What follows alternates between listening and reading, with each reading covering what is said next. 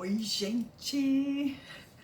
Passando para compartilhar algo que tem feito sentido por aqui. Ontem eu assisti uma aula da Perestroika, Liderança Criativa.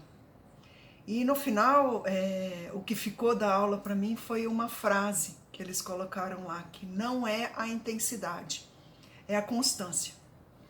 E não é a constância aquela dona que fica aí na esquina vendendo flores, não. É a constância de propósito. Deixa eu me explicar, porque quando eu falo de constância de propósito, para mim, me remete a 2009. Você vai falar, como assim 2009? Em 2009, eu trabalhava na Fundação Nacional da Qualidade. E eu não sei se você já ouviu falar, mas é uma organização, uma OCIP. Na verdade, ela não é uma ONG, ela é uma OCIP. Ou seja, ela tem parte de participação da iniciativa privada e parte de participação do governo, que nasceu lá em meados do Plano Collor com a ideia de tornar o Brasil mais competitivo. A fundação ela apareceu como um órgão para ajudar o Brasil a ser mais competitivo no âmbito global. Bom, e eu fui trabalhar em 2009 lá na fundação. E quando eu entrei, eles estavam fazendo a revisão do MEG. Aí você fala, o que é MEG? Que porra é essa? O MEG, na verdade, é um modelo de excelência em gestão, que era utilizado exatamente como base para que as organizações, né, olhassem para os critérios e pudessem aí medir a sua qualidade e se tornar mais competitiva no âmbito tanto nacional quanto internacional. E aí eu entrei, eles estavam fazendo a revisão do MEG. Na época, eu me lembro que esse era o fundamento que estava na moda, sabe? Tinham vários outros fundamentos e esse estava entrando como um fundamento novo. E eu acabei me aprofundando muito nele, né? A questão da constância de propósito. Aí você vai perguntar, que merda é esta? E nada mais é do que a gente seguir fazendo aquilo que é o nosso propósito, nosso objetivo. E hoje eu levantei com essa frase que ficou da aula de ontem, né? E aí veio toda essa caraiada de lembrança aqui que eu quis compartilhar.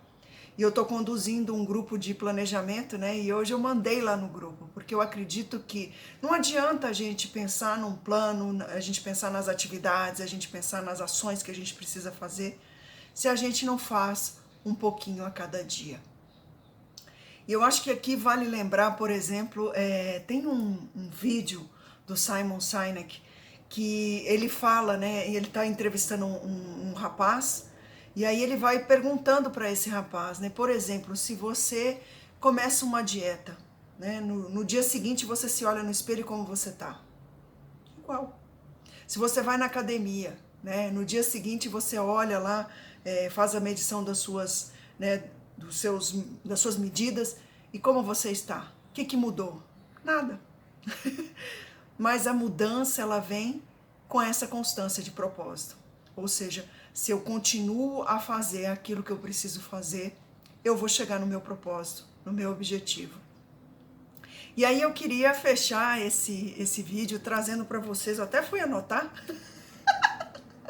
Eu não sei quais são os critérios que estão válidos hoje na Fundação Nacional da Qualidade ou quais são os critérios que estão sendo adotados como realmente o modelo de excelência em gestão, mas eu acho que é importante a gente lembrar de alguns aqui que eu acho que faz sentido tanto para as organizações quanto para nós que também somos organizações, se a gente pensar, né? Nós com o nosso negócio, nós com a nossa casa, nós com a nossa família, nós com o mundo, né? Existem alguns princípios que a gente tem que sim fazer valer para que a gente entregue o nosso propósito no mundo. E eu vou listar aqui os que eu achei, né? Que eu acho que faz sentido. O primeiro deles aqui é o pensamento sistêmico. E eu tenho falado muito desse lugar do sistema, né? Que a gente precisa realmente entender a interdependência, né? Porque quando a gente tem um pensamento, por mais que a gente ache que não faz diferença se eu pensar ou não, esse pensamento afeta sistemicamente tudo que nos está, tudo que a gente está inserido. O segundo princípio é a atuação em rede. Bom, não precisa falar nada de atuação em rede, né? A gente está conectado. tanto nas redes sociais, quanto na internet, quanto no vizinho do lado, quanto eu estou num apartamento, então eu estou conectada tanto para cima quanto para baixo, né? Então, atuação em rede. O terceiro, aprendizado organizacional. E aí você vai falar, mas eu não sou uma organização. Mas você precisa aprender para poder viver. Porque afinal de contas, se você não aprende, ou você cai no vício, ou você cai na fobia. Eu já falei disso num vídeo anterior que eu falo de frustração. Inovação é o quarto princípio. Afinal de contas, nesse mundo que muda a cada minuto, se a gente não inovar, provavelmente a gente vai ficar paralisado. A agilidade, que a gente sabe que tá todo mundo aí na correria, né? Mas agilidade no sentido da gente responder rápido, né, ao que nos é apresentado. O sexto é liderança transformadora. E é a gente liderar se transformando, para que a gente entregue o nosso propósito no mundo, para que a gente consiga efetivamente cumprir aquilo que a gente acredita que tem que cumprir. Olhar para o futuro é o sétimo princípio. É lógico. E eu não digo o futuro lá, eu digo o futuro cá, que está emergindo debaixo do nosso nariz. Então é estar sempre de olho nele. O oitavo, conhecimento sobre clientes e sobre o mercado. E isso vale sim quando você pensa em, mas eu não tenho nenhum produto. Mas você tem clientes, você tem um mercado que você está inserido, quer seja ele um mercado como mãe, né, como amiga, como pessoa, como profissional, você está inserido dentro de algum mercado. E é importante você conhecer sobre a pessoa que você está se relacionando, sobre onde você está se relacionando, né, aonde você vai. O nono é responsabilidade social, que eu acho que tem um pouco a ver até com o pensamento sistêmico que eu trouxe aqui. Porque você ter responsabilidade social é também pensar o quanto, né, a sua crítica, o seu julgamento, o seu próprio pensamento afeta a sociedade como um todo. O décimo é valorização das pessoas e da cultura. Bom, aí é a gente se valorizar em primeiro lugar, porque quando a gente não se valoriza, automaticamente, né, eu já falei das células, né, dos neurônios espelho, quando a gente se desvaloriza, automaticamente a gente não vê valor no outro. E valorizar a nossa cultura, né? Sobretudo nós brasileiros, que temos aí uma cultura particular brasileira, assim como quem está lá fora tem a cultura particular de lá de fora. O 11º critério ou fundamento, né? São decisões fundamentadas. Então é você escolher aquilo de acordo com o que está fundamentado em você, com o seu valor. Então é você tomar a decisão de acordo com o seu valor e não ir no efeito manada, como acontece muitas vezes. O 12º, orientação por processos. E aqui eu acho que tem um pouco da engenharia, né? Um pouco desse lugar de a gente estar orientado por processos, mas a nossa vida também é orientada por processos. Afinal de contas, quando a gente levanta, a gente tem um processo, né? A gente levanta, depois a gente vai lá no banheiro, lava o rosto, escova os dentes, e aí vai tomar café. São processos. E a vida é um processo, né? Na verdade, eu costumo brincar que a vida é um projeto, porque ela tem início, meio e fim, né? Ou não tem fim, aí seria um processo. Tudo depende de como a gente olha. E o 13º é geração de valor, porque tudo que a gente faz nesse mundo gera um valor.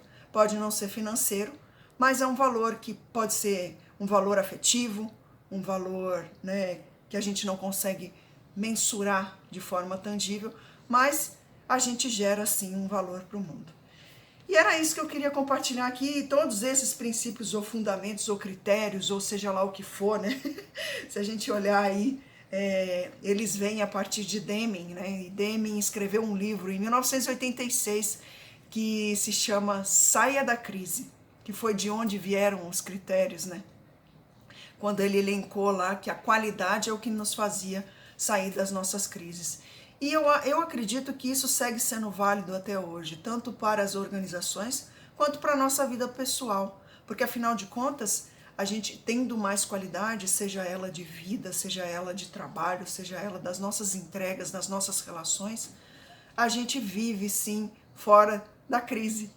E, na verdade, assim, eu tô para te dizer que A gente vive fora da crise, mas a gente vive dentro dela também, porque a crise faz parte. Afinal de contas, a crise é uma oportunidade para a gente criar algo novo, para a gente se criar de novo. Acho que é isso. Gratidão por você estar aqui e eu te vejo no próximo vídeo. Tchau!